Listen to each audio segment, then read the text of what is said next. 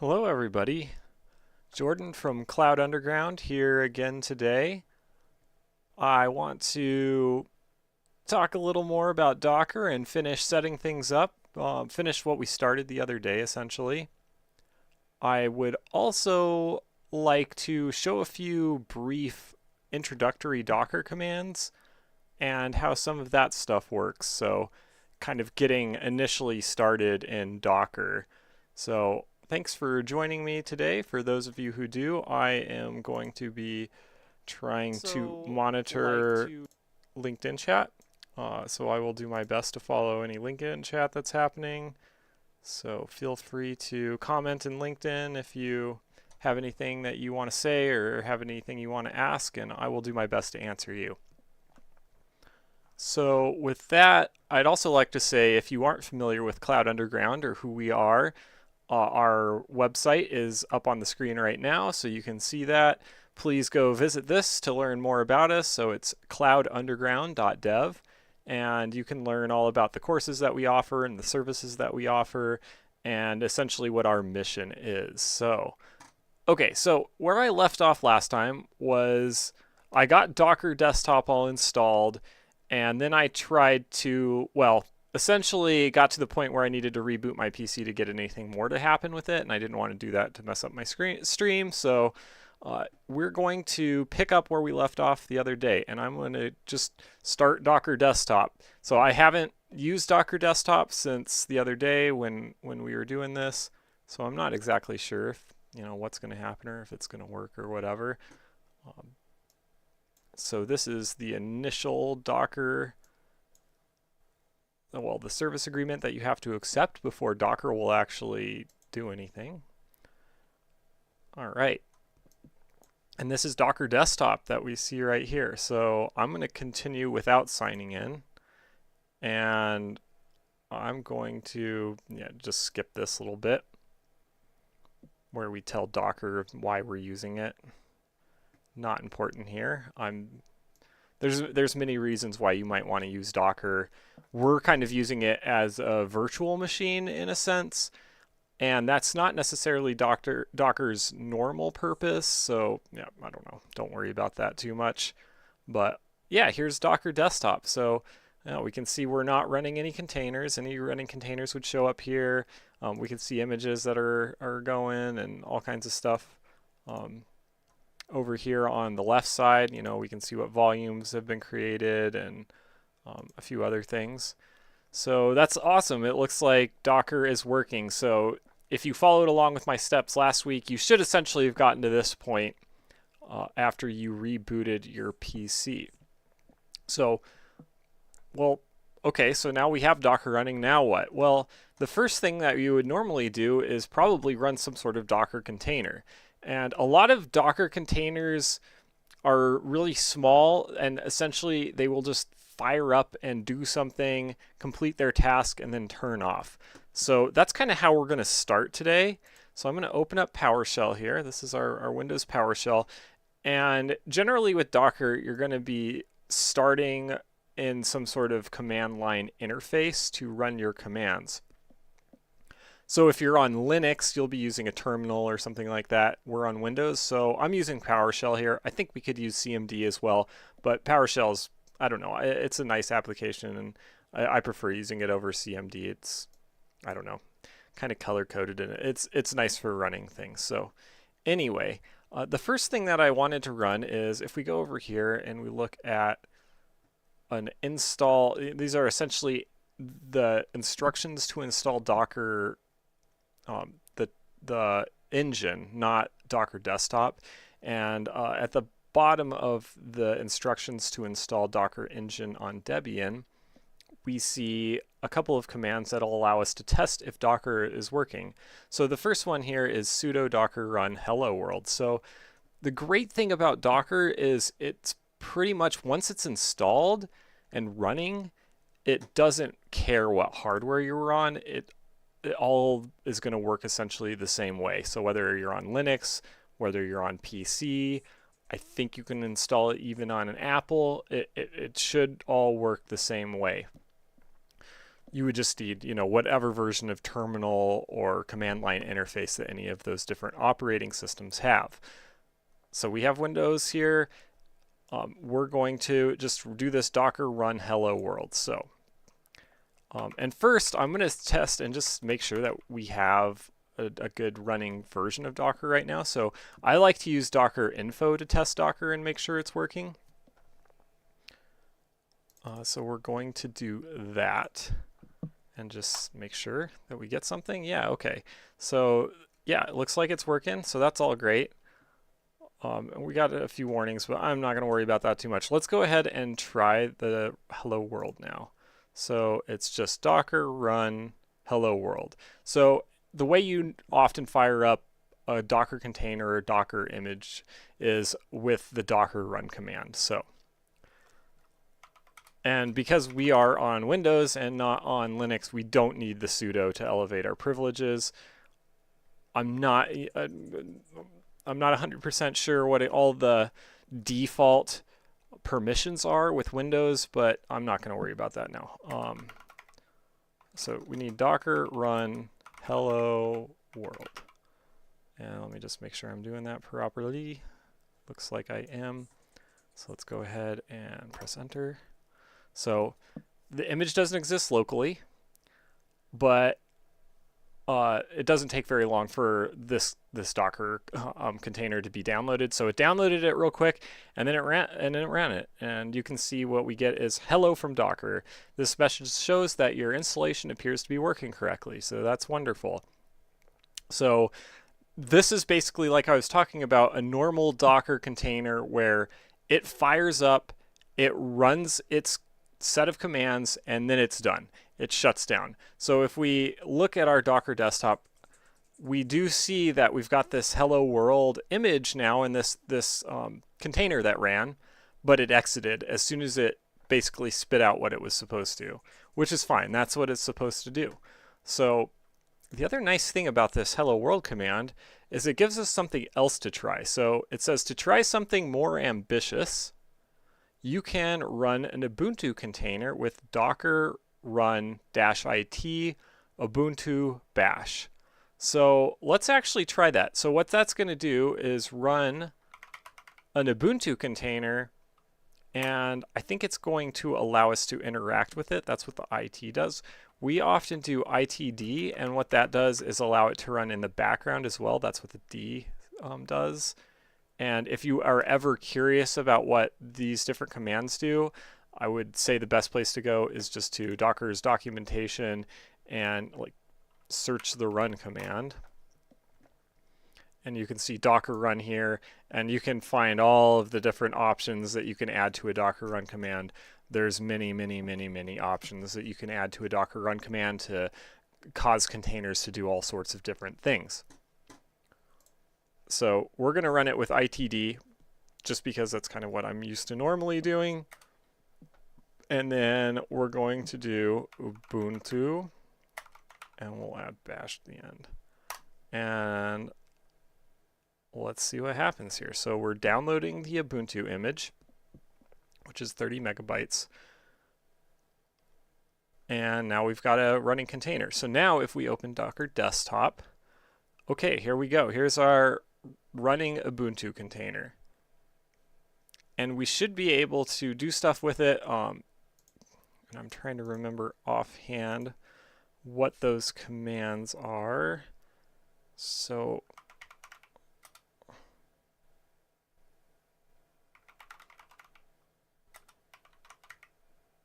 let's see, what's the name?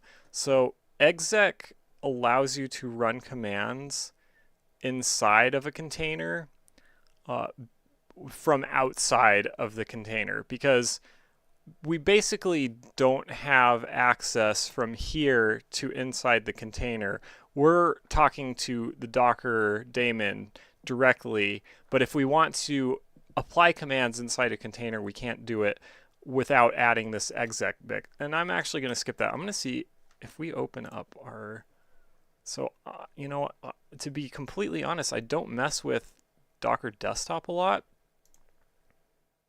So I'm curious if we can just can we get to commands? Like if we open this and oh, okay. So I believe this is a terminal inside our Ubuntu container. And we could probably run normal Ubuntu commands now, like apt. Let's try, well, let's just try apt update. Yeah, there we go. So now we're updating our Ubuntu container here. So we could essentially run any normal types of commands that you would run inside an Ubuntu container. And you can see it's saying that we can upgrade this container. It's got 3 packages that could be upgraded. So let's just do an app upgrade. It's kind of the first commands that I typically do if I'm running any sort of Ubuntu installation. It's saying, you know, we need a bit of additional space, blah, blah, blah.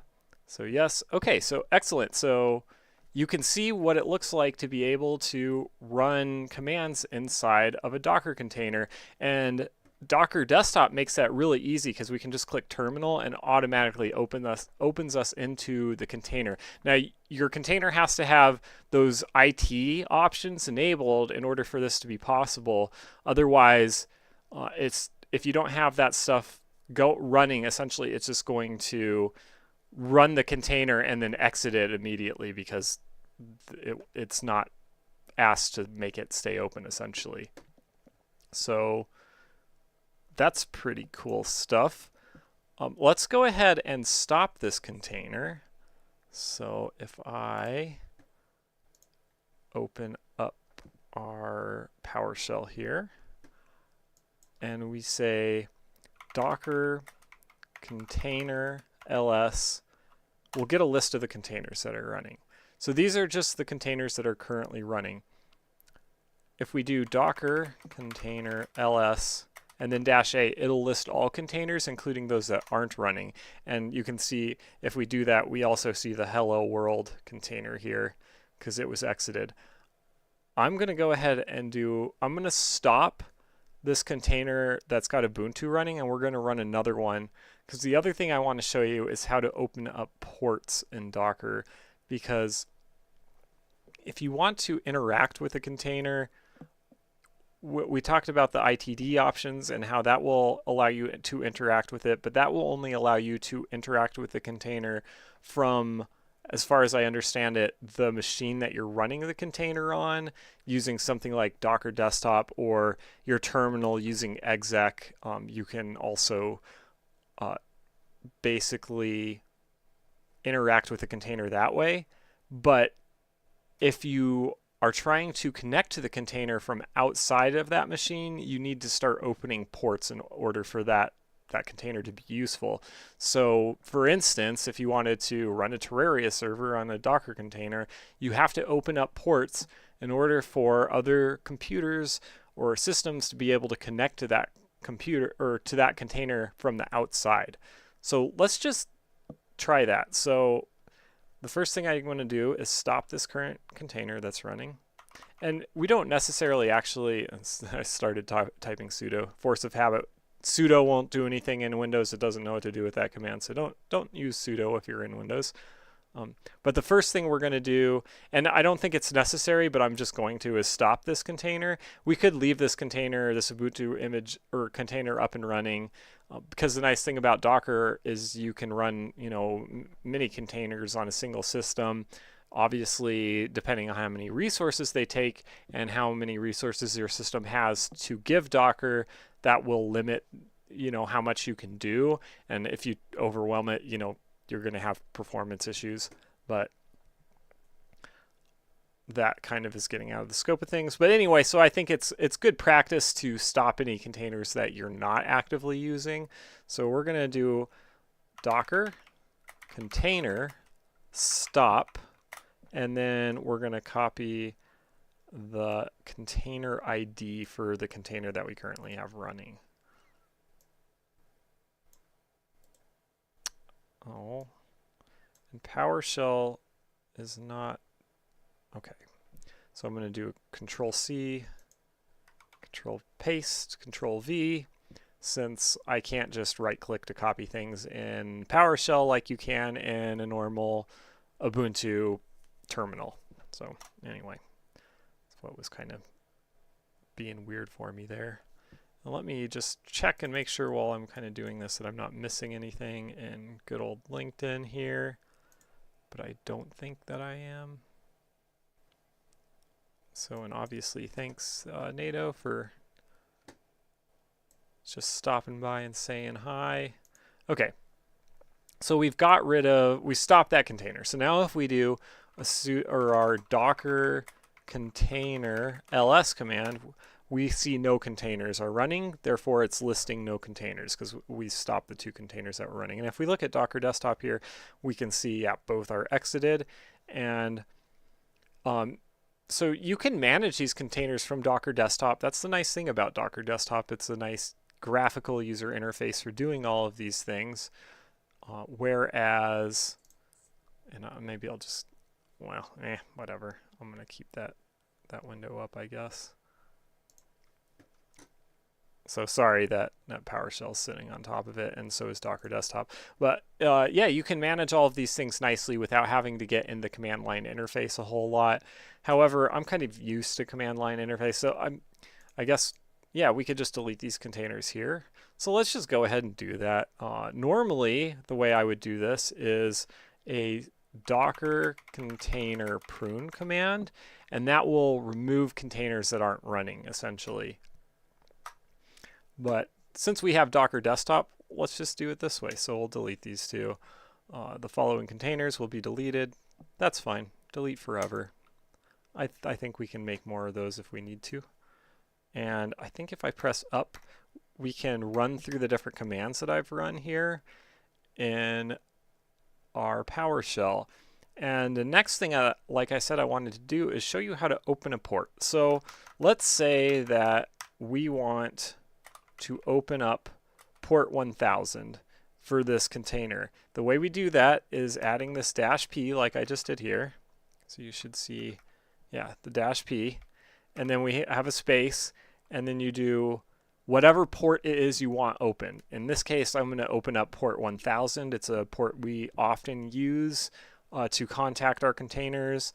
Our web tops often run on port 1000, so you would access those web tops by typing in the address line of a web browser on whatever system you're using to access the web top. You would type in the IP address of the system running the Docker container with the port at the port 1000 at the end. So the way that you open up port 1000 is like this: -p space 1000:1000. And what that is doing is telling Docker that we're opening port 1000 and it goes to port 1000 inside the container.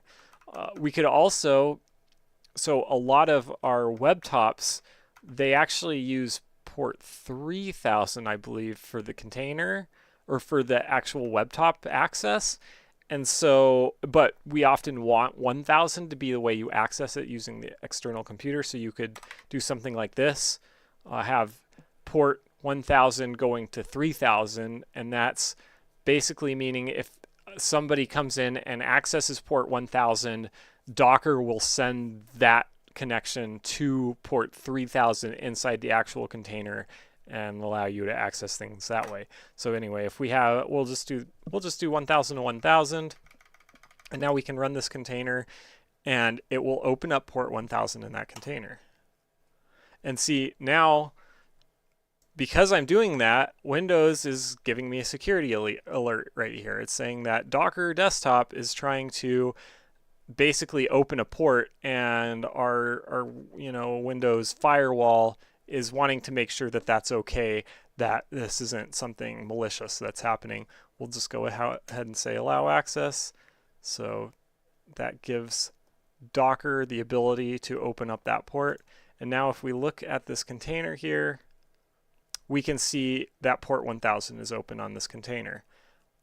So yeah, it's pretty easy stuff. Pretty simple to get just a really simple Ubuntu container up and running, and then open up, a port to it. So those are kind of the 3 basic things that I wanted to talk about with Docker and the containers today, which is that oftentimes these Docker containers have one specific purpose, like the Hello World container, and if you run them, they run, do their purpose, do the whatever, I guess, workload or workflow that they're supposed to do, and then they exit once they're finished with that. And if you want the container to do more than that or to be interactive, you have to add that IT or ITD flag to the container when you run it, and that will allow it to be allow you to interact with it. And the D, like I was saying, will allow it to run in the background. And then if you want to access it from an external source somehow, then you can open a port using the -P flag. And sometimes it depends on what you're doing. Sometimes you might want a TCP or UDP port in particular, and you can add those options to the port as well. But we're just, in a typical situation, you're just kind of opening whatever port it is you want opened.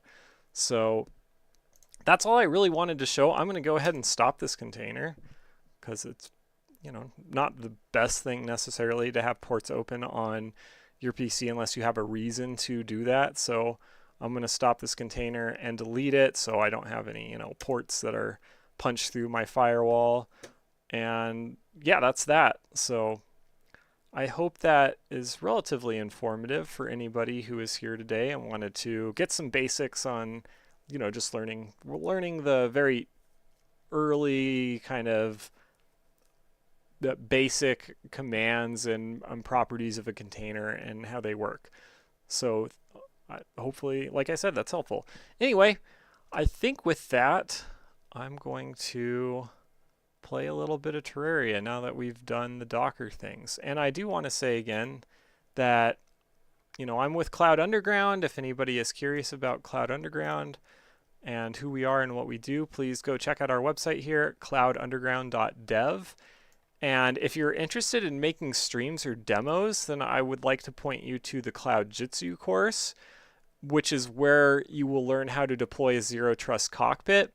So, and the last couple of streams that I did, the one where I show you how to install Docker on Windows, and when we finish that today, and then how to deploy a container, that's most of the steps that you need to know on how to get a Zero Trust Cockpit going, because in here we have the Docker command that just deploys the whole thing, and inside the Zero Trust Cockpit you have OBS Studios, you have Kdenlive, which is a editing software, basically a package for editing, and I think we have VLC media player and a few other things. So it allows you to quickly and easily make streams or recordings, allows you to edit them and view them and make demos and things like that if you have any need or desire to do so.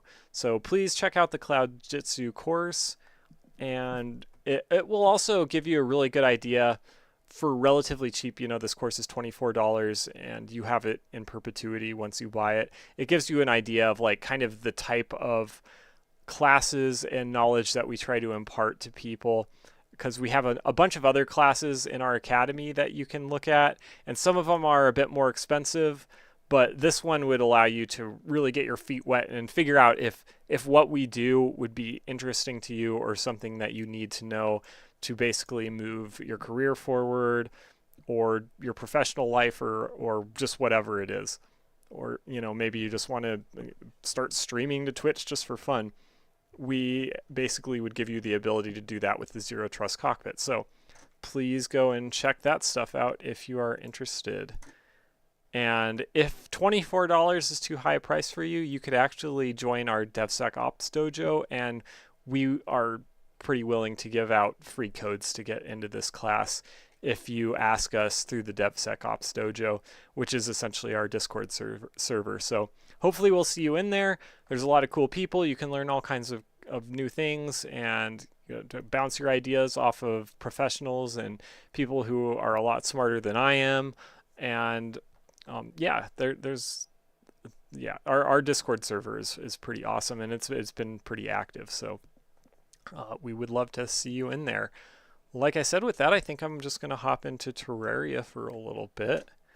I was getting pretty far. I finished that house a little bit, so I'd like to show you all that.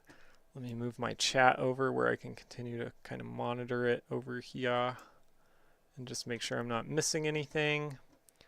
And let me do that, get my game going. And for those who are not familiar with Terraria, well, you probably haven't been watching this stream because I play it every single time I stream. But it's a 2D platformer / crafting and like sandboxy type game. There's lots of bosses to fight, and you can build whatever you want to, really. It's really fun to get onto the Steam community page for Terraria and just see the crazy stuff that people build, because it's really wild. I mean, I feel like, obviously, I've spent a pretty good amount of time in this server building things, and it pales in comparison to some of the things that you see others doing, really. So, and the other cool thing about Terraria is it's a really inexpensive game. It's only $10 on Steam, so it's pretty easy to get into and start playing if you are interested. The other thing that I'm going to do is we at Cloud Underground run a 24-hour-a-day radio station that it's on YouTube. So if you're interested in any of the music that I'm about to play, go to YouTube, we'll search Cloud Underground, you'll find our YouTube channel, and then you should be able to find our 24-hour live music radio station there on our channel on YouTube. So this is it.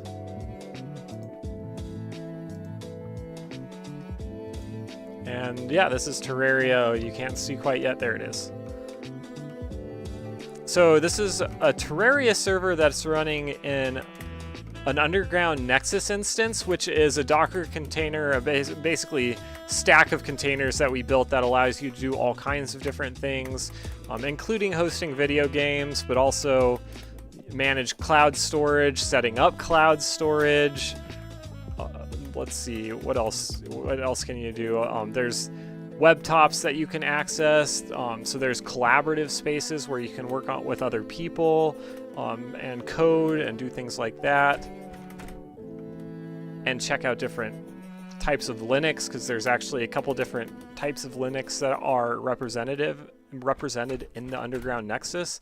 So you can see, I think we've got Ubuntu. I believe we have an Alpine container, although we might not anymore. We used to have Kali in there. I can't remember exactly all what we're running. You just go and get an Underground Nexus instance going, and you can see all of the different types of containers that we have running in there. But this particular Terraria server is running on an Underground Nexus instance in its own little container, basically, that's just running the server. And you can see that it's running in our co-location, so it's not local to me. And you can see that it runs really well.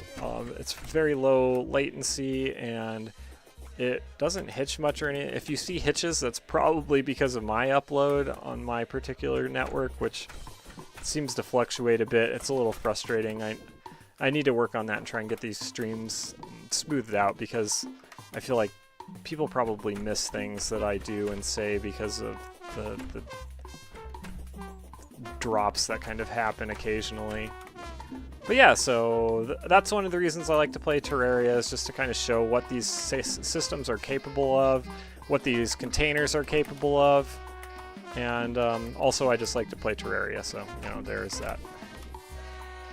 So last time you all saw me build a house on the beach, and I'll go show you that because I did a lot more to it. So here's our ocean pylon. Well, for one thing, we didn't have the pylon yet when I finished last time. So I got the pylon going, which honestly was kind of a pain. There's not very many NPCs that have affinity for the beach, so I had to find one that did, and then just having him at the beach wasn't good enough to get him to sell me the pylon. I actually had to also bring someone to the beach that he likes or or enjoys being around. So, and the Terraria wiki is really helpful for figuring all that stuff out because it shows the different NPCs and their affinities, and that's basically how I figured all of that out, because doing it just like haphazardly, it would take me forever.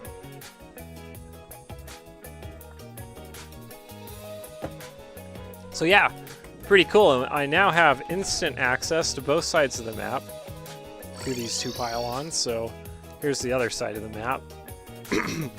Oh, sorry. My throat just got a little dry all of a sudden.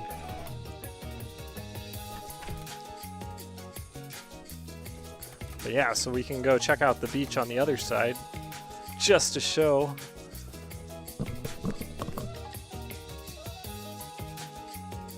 Maybe that'll be better. All right. So yeah, so we got access to both oceans now. It's very easy for me to get back and forth. You can see we've got this crazy tunnel under the ocean that at some point I'd like to explore.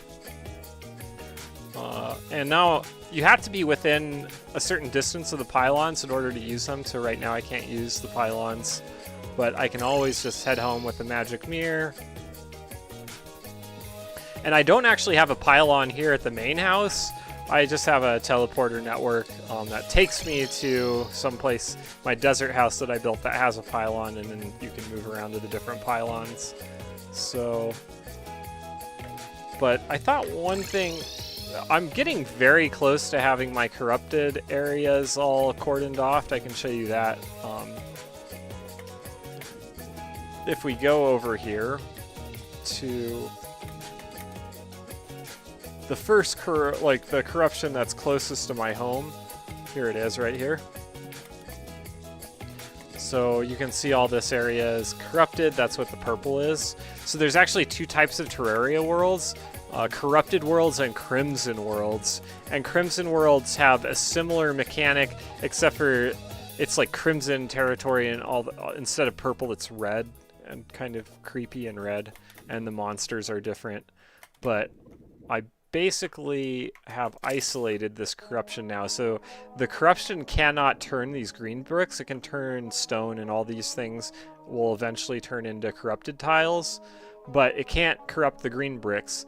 And so I lined the entire corrupted area with green bricks, which took a while. It's been the reason I haven't been able to move on to hard mode yet is because I need to cordon off these corrupted areas so that they won't just corrupt the entire world, because once you go into hard mode, the corruption starts to spread way faster, and I believe in easy mode it will not spread underground too much. It mostly spreads above ground, but once you're in hard mode, it spreads really quickly above and below ground, and it will corrupt a good portion of your world like fairly quickly, especially if you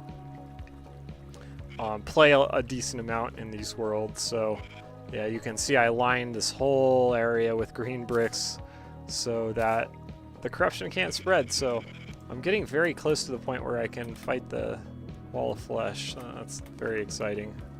Hopefully the next stream we'll be able to do that and move to hard mode to start getting a little more content, because there's a whole lot of content in this game that's kind of locked in hard mode, and you can't get to it until you get there, and I haven't got there yet. So anyway, that's what the corrupt lining looks like.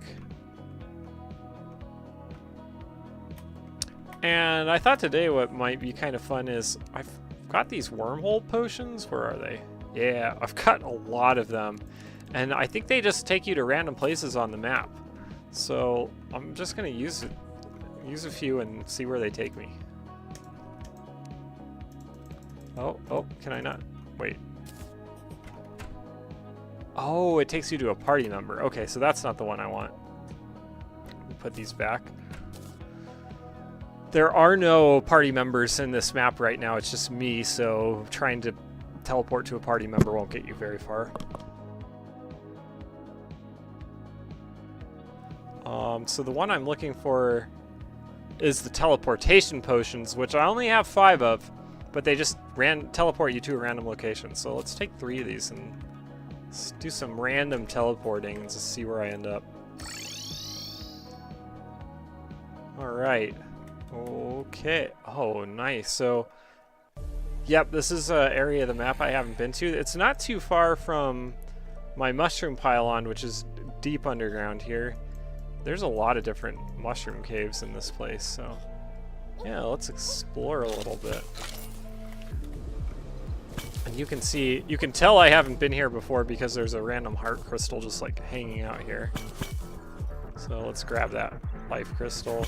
I guess I'll break all these jars, collect 1,000,000 glowing mushrooms. It's hard not to do. Huh. Oh, I see what I just did. What do you want from me, bat? So there are these traps that...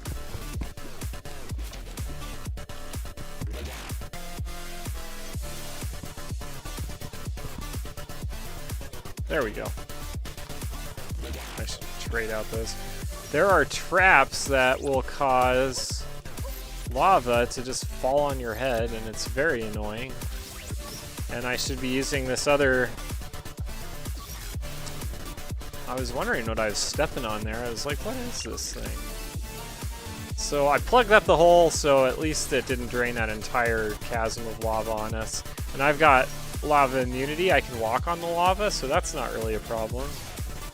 Let's see where it's... Wow, it's a nice big cave it sent me to. 2 life crystals. Heck yeah. I'll take them.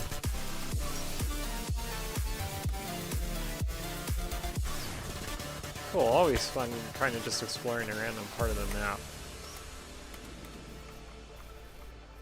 And I'm seeing a lot of silt. Ooh, gold chests. There's all kinds of good stuff around here. I'm gonna dig a little hole where this lava can pool. And I have some amount of immunity to lava. That's what you're seeing here.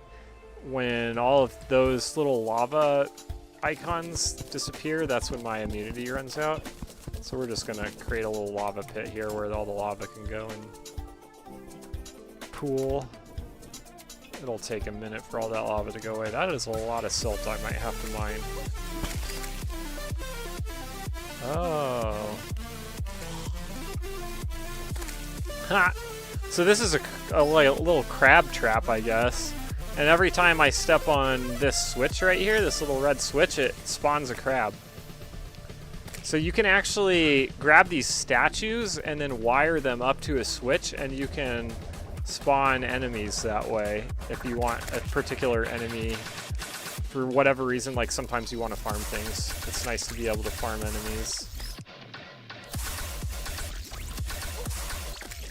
And yeah, okay, that's enough enough demonstration of that, I think. See, I think my lava pit might need to be a little bigger.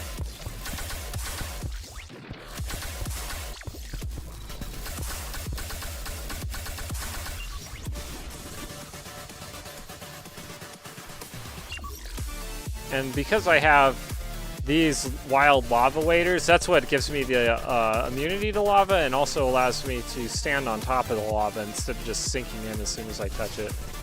Let's see if there's anything good in these. Night Owl, Recall, Flamin'. Eh. I mean, I guess I'll take it all. Oh, Jagged Shoe Spikes. See, the shoe spikes I find a lot. I wish I could find more of the cloths. That's what are really more interesting and more rare.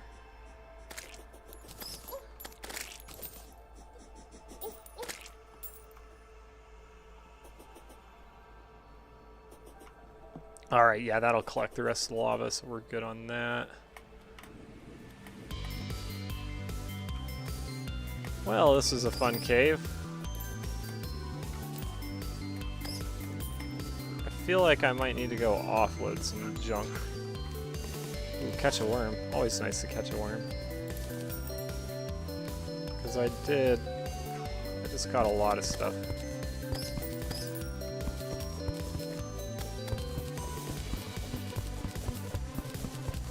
And I see all this silt and I have to mine it. Have to mine silts. It's the only way for me to get gold, for one thing.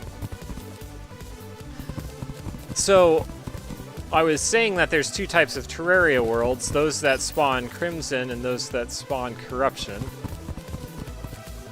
The other way that Terraria kind of has RNG from world to world is that you don't get all of the different resource types in every single world. You only get half of them. So in some worlds you get lead, and in some worlds you get iron. In some worlds you get gold, in some worlds you get platinum.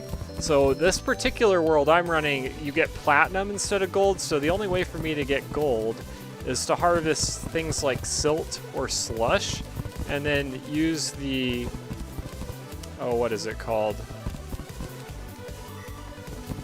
I can't remember what the machine is called, but there's a little machine that basically allows you to transfer all of your, oh, see, there's another big old silt pile. Allows you to turn all your silt blocks into something useful, or slush. I think it transformed slush, silt, and then another brick that I'm not remembering offhand, so I'm just going to collect a little more silt, and then I'll head back to my main place, because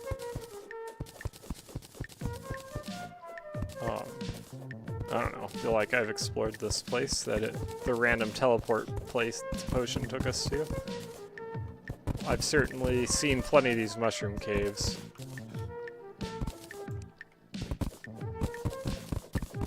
Oh, here, let me also make this go a little faster. Use my mining suit. I think I actually mine a little faster than the bricks can fall with this setup. Ow! Stupid bat. So some bricks, when you harvest them, they'll stay in place, the bricks that are under the bricks that you're, or the bricks that are over the ones that you're mining. As you can see, like, mud doesn't move, but silt, you can see it falls when you harvest it. So you have to be careful not to hurt yourself.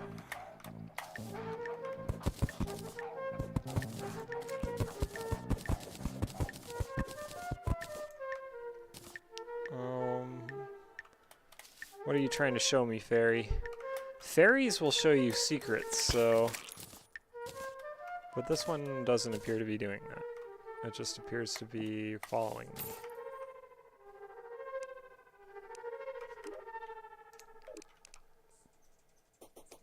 Where's the secret you're trying to show me, fairy? Or is there one?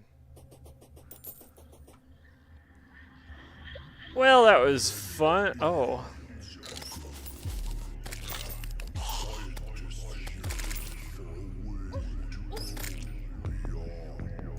What keeps stepping on that switch? Alright. I'm gonna go back home using my magic mirror and offload a bunch of this junk that I got. Did I get anything from here? Just some seeds. Alright.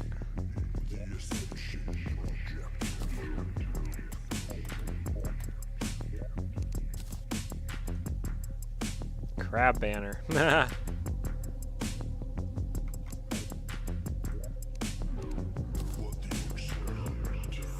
Probably don't need the bat. I've got enough of those already.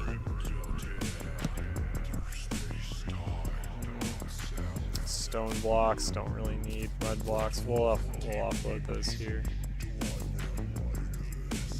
Oh, that's my silt. I do need that.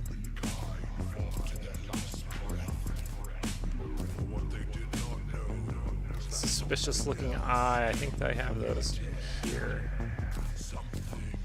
So that actually summons the Eye of Cthulhu. Always fun to fight the Eye of Cthulhu.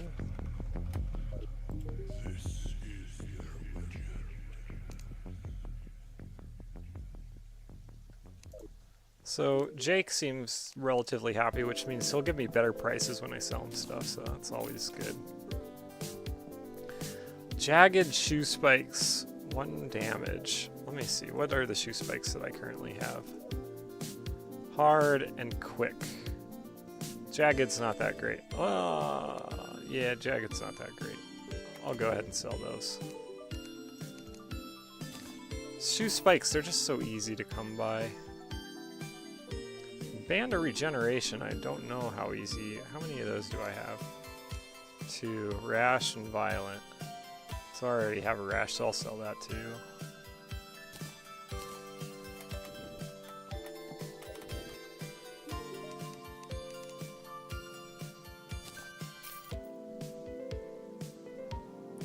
And flaming arrows. Well, I'll throw those in my bin, I guess. And same with the... So I've got a bin for torches. I think it's this one? No, it's this one. So I can quick stack.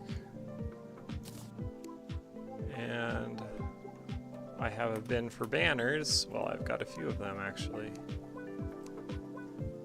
I don't already have crab banner, do I? No. Maybe I'll throw that in here, though.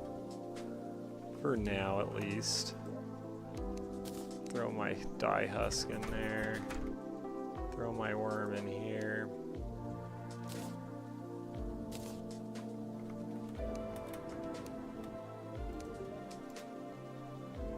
Oh, that's right. I wasn't going to sell those arrows.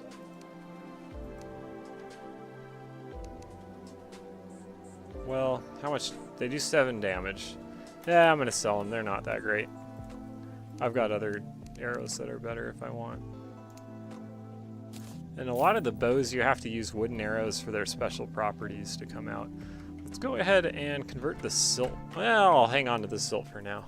Let's see where the next wormhole potion takes me.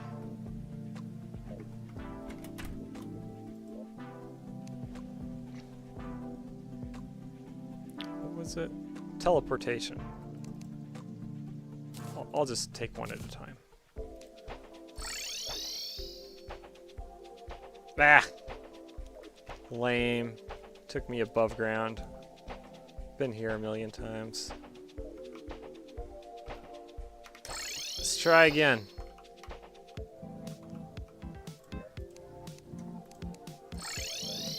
Ooh! Oh. So, kind of a new location, although not far from this corruption that you can see I've also isolated. Oh no!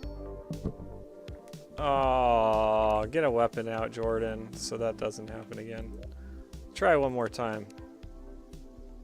I'm sure I can make these somehow. Ooh, this one actually took me somewhere new. Oh, very new. All right.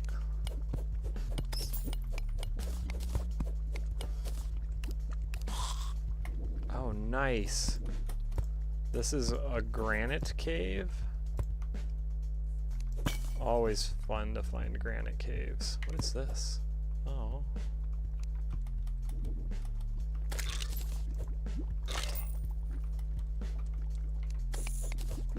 Oh, marble. Excuse me, not granite. This is a marble cave.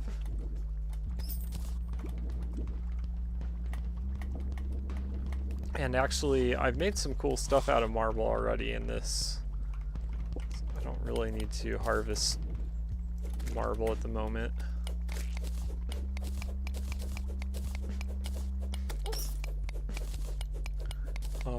The mushroom building that I made is a marble cave.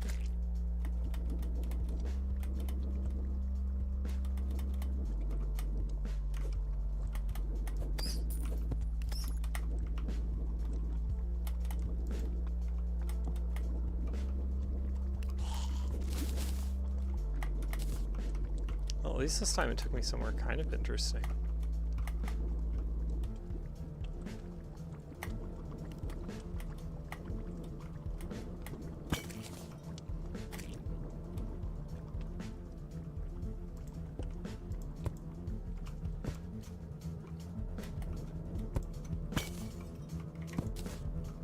I thought that was a topaz. And this is why, oh, amethyst. This is why I didn't convert my silt yet. I figured I'd end up finding more somewhere. One of these random teleportation journeys, missions. Tends to be quite a bit of silt down here in the lower levels of the map.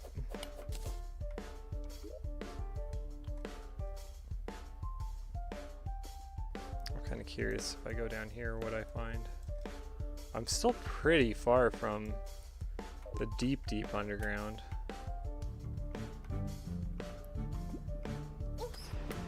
Oh, there's a geyser under there.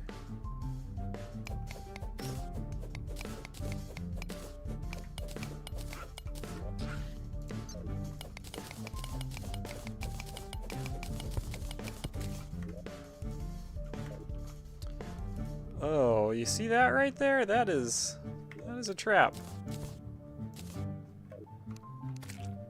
And you know how we can stop that trap from working?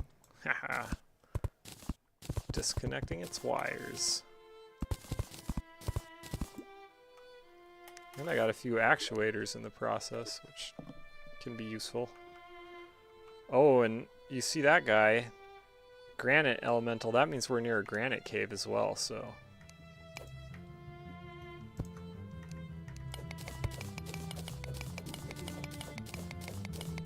Let's check out this granite cave.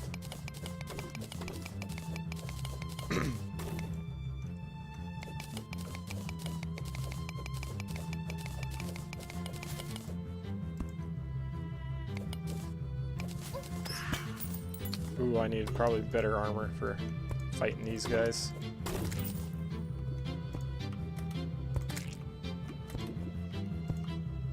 Nice. Found a little building.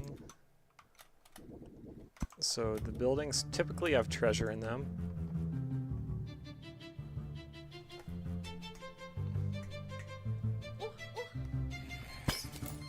Sorry, I'm getting distracted. There's a cat over here that wants my attention.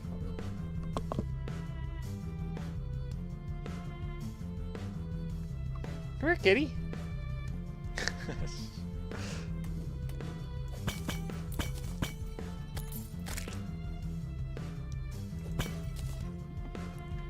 This building is under lava, though. That makes it a little challenging to get to. Let's see here. Or are these just like... Oh, man. See, I keep killing the cool stuff. Sometimes things like that, you can pick it up, you know, by using your chisel, but sometimes you just wreck it, which is unfortunate. I'm going to try and get into this. And it's going to take a little bit of mining, so I'll get my mining outfit out.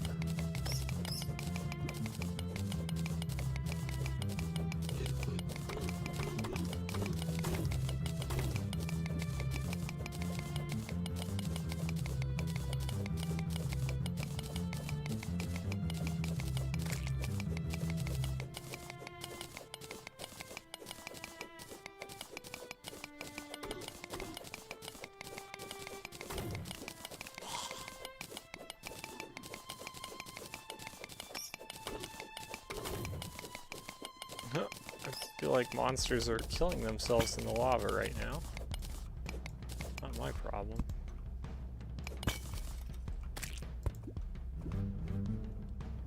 So we got an old junked treasure chest, but we also have a granite chest here.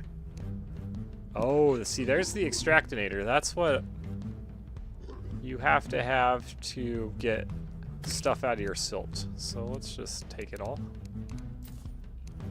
And I'm gonna keep this chest because I like these. These granite chests are pretty cool. And eventually I'll make a building out of granite. I don't know when or what for, but eventually.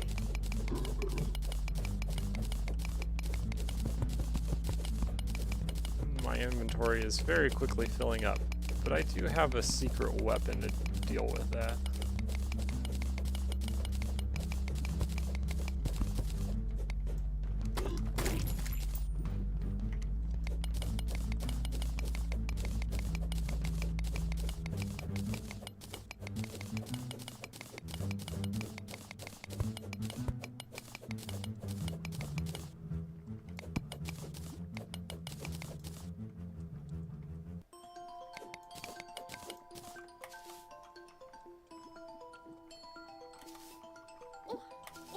Oh yeah, I don't have my get on my suit that allows me to actually survive lava, take a potion, get my health back. So with my inventory being full here, night vision helmet, dang, I'm getting some cool stuff. I'm gonna do this. Get my piggy bank out, and I can store extra stuff in here. Like that, the extractinator. Oh, maybe this eye Cthulhu. Oh, maybe this red husk will go in there. And I can pull this stuff out later when I get around to it. Let's keep my inventory a little more open.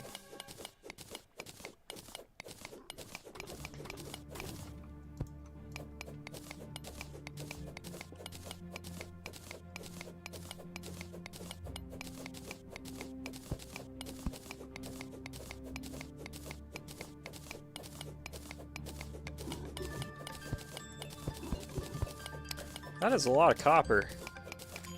Copper is one of the worst elements in the game, so it actually is the worst. So the two weakest elements are copper and tin, and this world gave me copper instead of tin. Oh, nice. Okay, so it appears that we have just found a spider cave, which is always nice.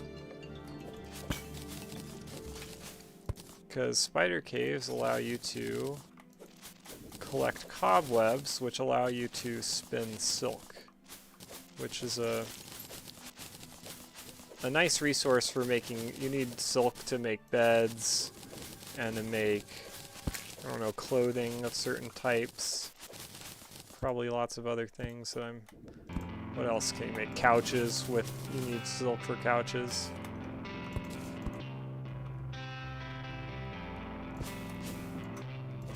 And this is only the second spider cave I think I've found in this map, so always useful to know where the spider caves are. It's a big one too.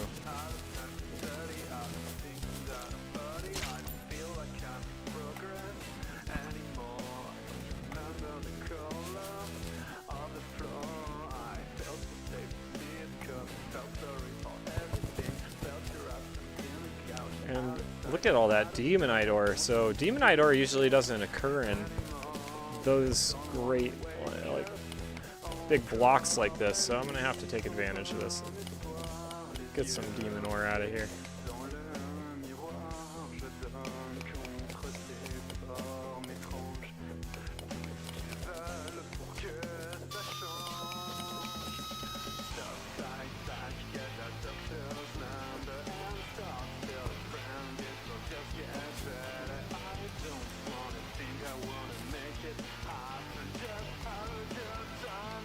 Platinum ore. I would grab that, but I don't really need it. I've got so much platinum. You often get platinum out of chests and things, so I've gotten a lot that way. But this spider cave, my goodness, it just kind of keeps going. I've certainly collected a lot of silk. Grab myself a ruby, why not?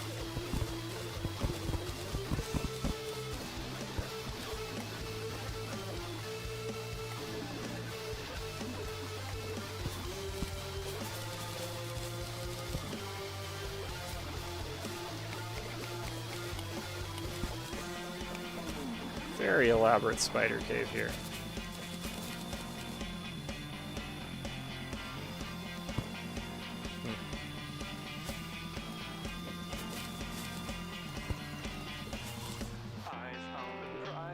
Yeah, it's a big one.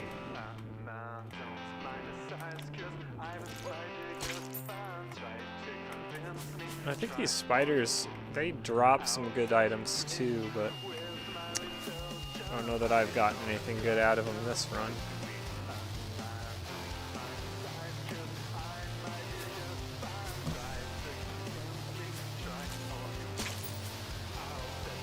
Fried egg.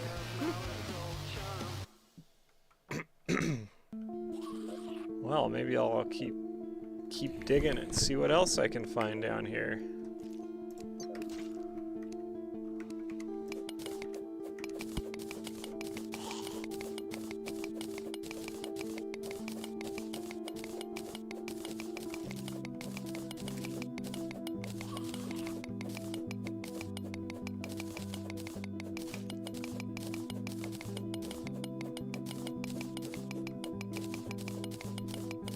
Oh, look at that, another crystal. And an emerald. See, when you start getting deep, you start finding a lot of gemstones.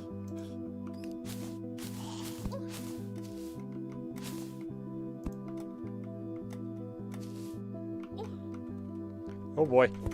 Oh, that was almost very deadly. You start falling like that, it's bad news. I don't have... I did finally find a horseshoe, but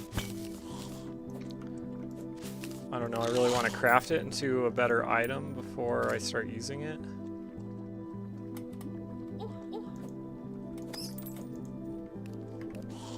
Oh, I got a giant Shelly banner. Fancy that. Oh, that's not what I wanted to do. Summon my pig again and stuff some more things in him. Throw more gemstones, ruby, demonite ore. I don't know this stuff. My night vision helmet. That's a pretty cool item, that night vision helmet. Throw some cobweb in there. Didn't I already throw bombs in here? Guess not. Got some hellstone though. It's hurting me.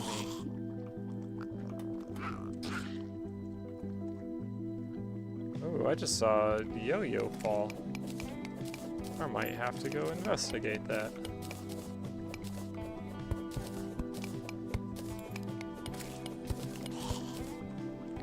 Did it get destroyed? Oh, it's coming. Rally. I think Rally's good yo-yo.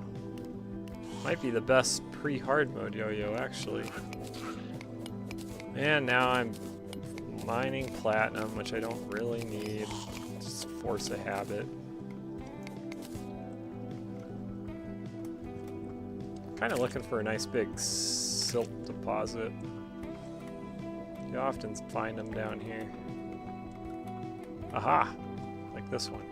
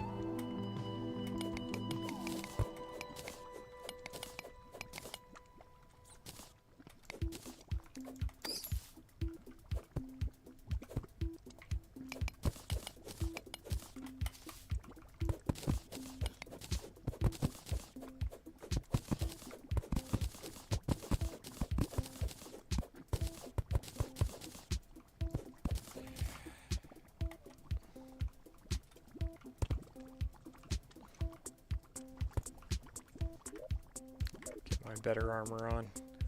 The mining armor really doesn't give you a whole lot of protection from damage. Well, I'm almost down to the very bottom where I've actually been already.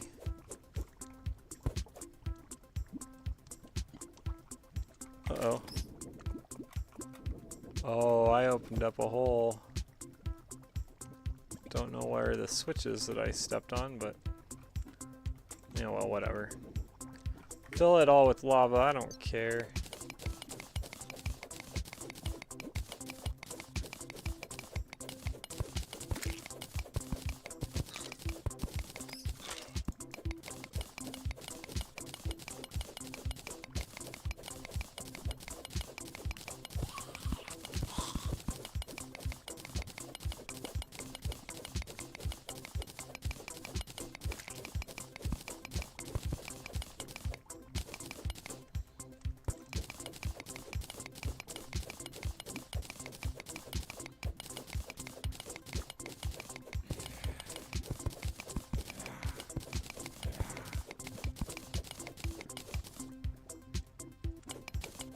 Actually, I don't think the rally's that great of a yo-yo now that I see how much damage it does.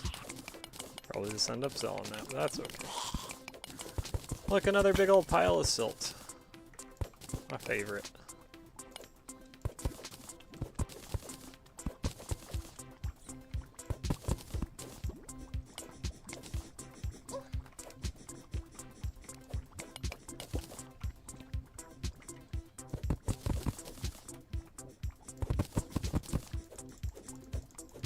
I hear you, worm. Come at me, worm. There you go. See what you get.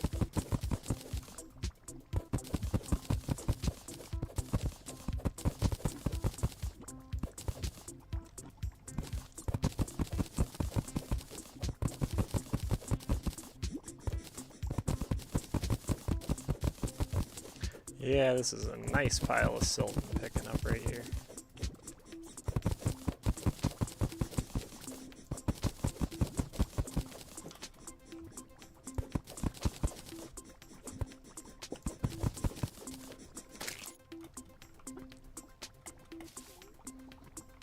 Our 50th worm. So every 50 enemies that you kill, you get a banner for them. That's where those banners come from. So for instance, if I was to kill this guy, if he's my 50th, I'll get a banner. Probably isn't, but...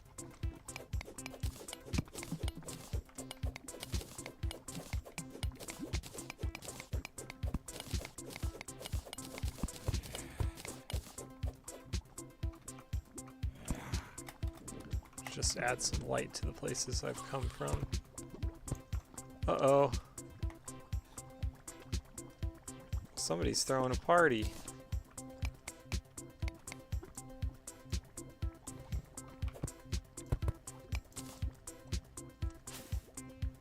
It won't let me just plug the hole. Come on, man. There we go.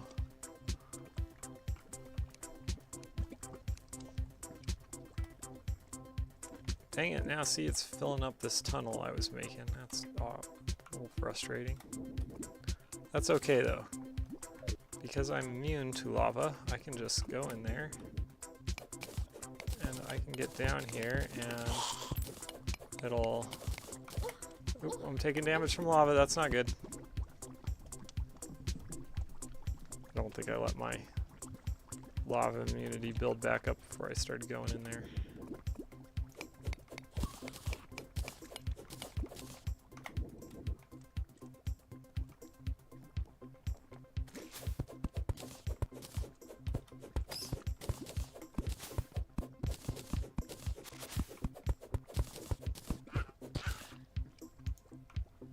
I don't know that I need torches anymore. It's pretty bright here in the underworld when you get all this magma glowing red.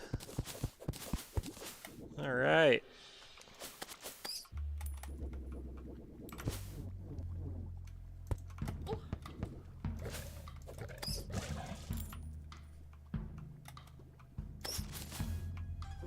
And this is the very edge of the world, so...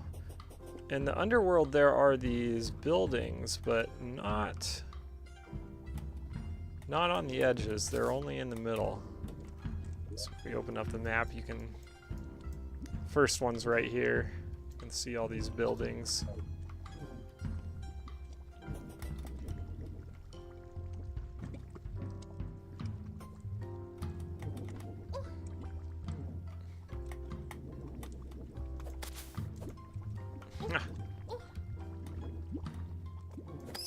Well, apparently these demons don't care if they're... These imps don't care if they're in the lava.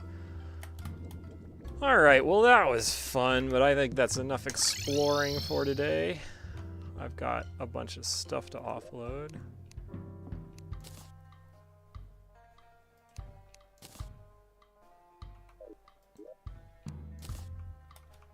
If I go up to my piggy bank here.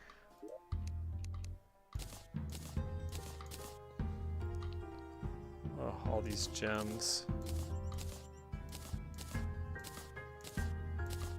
Demonite ore, smooth granite. No, offload this stuff.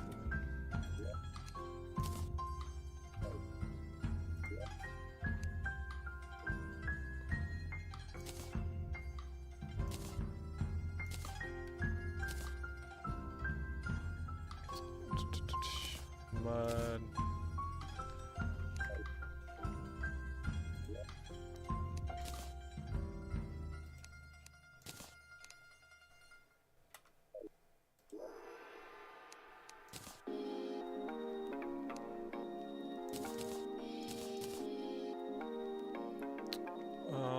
Let's see, what do I have for yo-yos in my weapons? See, Valor's way, way better. All these are better than the Rally, so probably just ditch this Rally. Oh yeah, marble blocks. Offload that, offload granite. I do have smooth already, so we can throw some smooth granite there. Just done a quick stack, would have been really fast. Alright, what else did I leave in the piggy bank? So all this stuff out of the piggy bank. Now it's just the normal assortment of. I think I've cut enough flowers. Oh, that's a weapon. Okay, hold on. Let me put these somewhere better, so that all that's in here is just modifier items. Take the extractinator back out. Okay, so I've got a flower of fire already, but I've got, oh man, mythical and mystic are both really good. I'll just sell those two.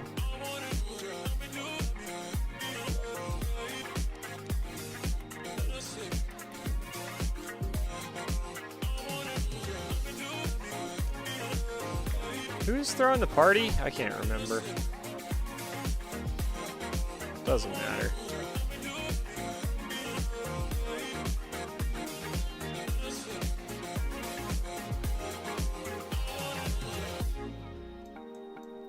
Oh, I think it might have been these two actually, so let's say hi to them real quick.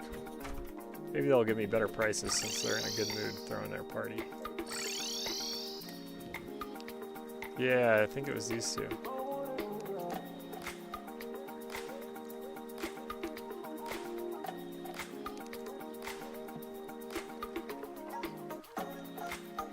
So I can sell the Rally to this guy. What else do I want to sell? Oh yeah, these flowers of fire. Those are relatively valuable too. I think I'll hang on to the extractinator. I'm just gonna sell this Dark Lance. I know I've already got one. Probably not a weapon anybody'd use really.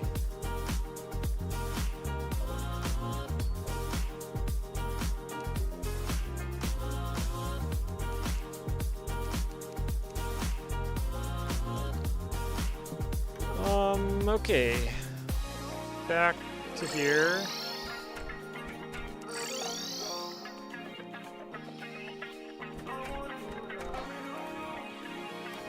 Oh, nice to get my free piece of cake from Lexus.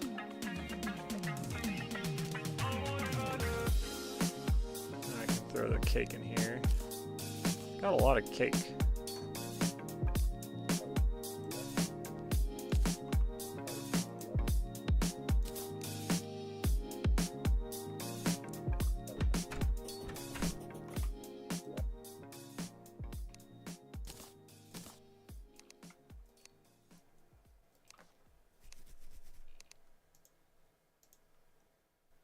Worm banner.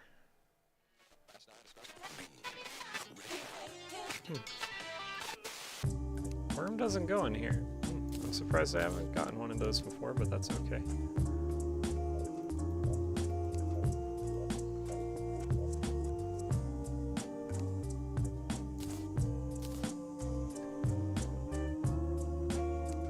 And the extractinator would go in here probably.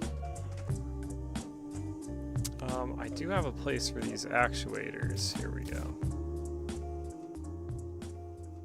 I should just keep all this. Yeah. Start keeping all my wire cutter stuff in here because it's just more convenient to not have all the time. Alright, pretty much done clearing out inventory. Except for my night vision helmet. Now, let's use the extractinator. See, I've got an extractinator right here, and this is what it does. Watch the money and the ore and the gems just roll in. I wonder if my mining character can do it faster. Yeah, a little bit, it looks like. I bet if I... Oh no, that's... See, I think it's the bricklayer that allows me... And I didn't realize that that means that I've had my chisel not equipped, which the chisel makes mining a lot faster. I should have that equipped, but whatever.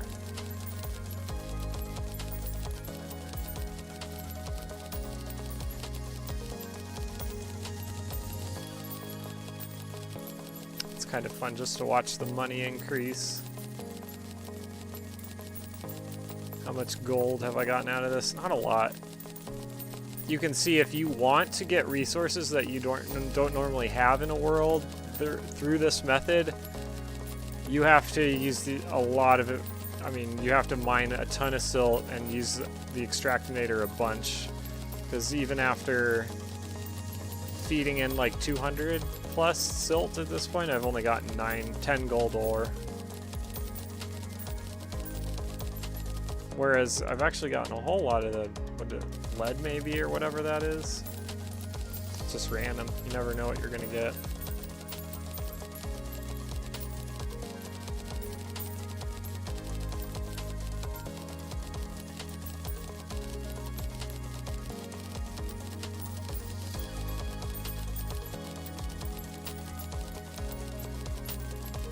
And you tend to not get too many gemstones, I've noticed, for whatever reason. You get a lot more ore than gemstones, typically.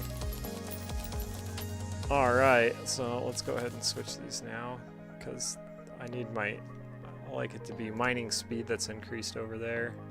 So what was that? Lead, yeah. Gold I ended up with 22 of, tungsten 14. How much? Tin, 37, a lot of tin. Anyway. We can dump all that in here, quick stack, dump all the gems in here, quick stack. And my inventory is pretty well cleared out. And I think with that, I'm gonna call it a day. So that's Terraria. I hope everybody enjoyed seeing a little Terraria. Hopefully next time I'll be fighting the Wall of Flesh. I think that should be pretty doable. I just have a little more prep to do first, but not a whole lot. So getting close to that. So come join me next time to see that fight. That should be pretty fun. We'll see if I can beat it the first time or end up dying a bunch or what happens. So